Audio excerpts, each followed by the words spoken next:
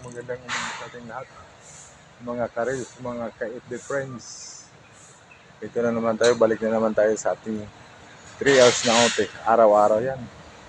Na 3 hours na ote. Ayan. Kita yan. Malamig. Nag-a-assist kasi tayo ng mga sasakyan dito sa area na to. Para maganda yung parada. Para hindi magkabuhol-buhol kumbaga. Pero sa ngayon wala pa masyadong sasakyan. Kaya video muna tayo. Para may pang-upload. Ano?